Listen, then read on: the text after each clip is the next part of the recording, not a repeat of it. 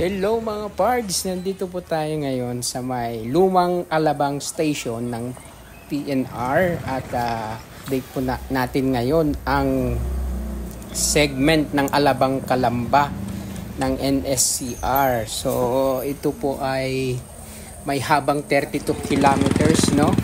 Yung gagaling dito sa Alabang hanggang Calamba.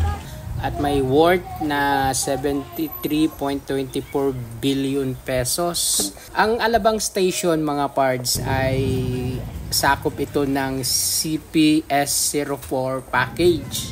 So ito ay may haba na 8.5 kilometer na railway viaduct structure, including yung 2 elevated station. Isa na yan ang Alabang at ang pangalawa ay ang Muntinlupa.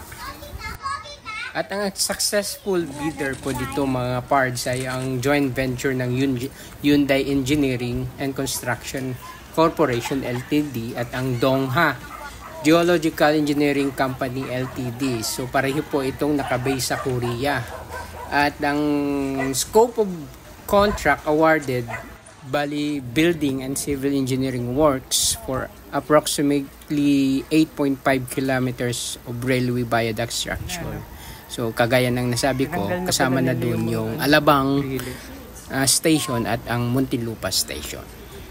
Yan mga pards, so ito po yung kalagayan natin ngayon dito. So ongoing po yung removal ng existing track natin ngayon.